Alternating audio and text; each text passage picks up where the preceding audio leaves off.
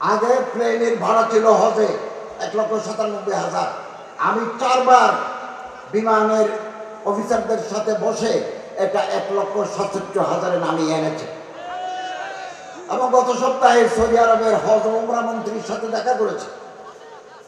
পানির জাহাজে কিছু হাজে পাঠাতে চেয়েছিলাম, আমাদের দেশে জাহাজ নাই। সৌদি গভর্নমেন্ট পারমিশন দিয়েছে, জাহাজ নাই। তো জাহাজের জন্য কর্ণফুলী শিপ বিল্ডার কালকে আমার সাথে কথা হয়েছে। 2025 সালে পারি নাই, 26 সালে, ততদিন পর্যন্ত যদি আমরা ক্ষমতায় থাকি, 26 সালে জাহাজ যোগে হাজি পাঠাতে পারে কিনা প্রাণপণ চেষ্টা করে যাব। 50 ভাগ হাজি বাংলাদেশ বিমান বহন করে, 35 ভাগ বহন করে সৌদি আরবিয়া, 15 ভাগ বহন করে ফ্লাই নাস। আমি ওনাকে বলেছি, কোন কর্তৃপক্ষ যদি বেশি দামে ভাড়া দাবি করে আমরা থার্ড ক্যারিয়ার নিতে পারি কিনা।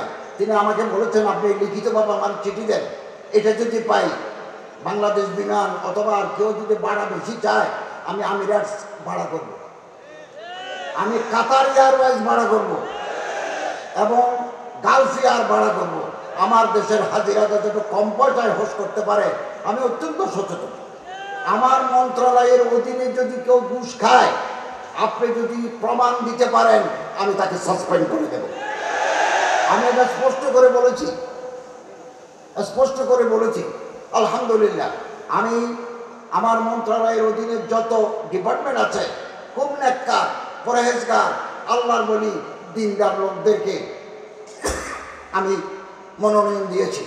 এবং আমরা এই সিদ্ধান্ত নিয়েছি, বিগত 16 বছরে ইসলামিক ফাউন্ডেশনকে যারা বেচা বিক্রি করেছে, 900 করেছে, হাইকোর্টের বিচারপতির নেতৃত্বে তদন্ত কমিটি গঠন করে আইনানুগ ব্যবস্থা নেব।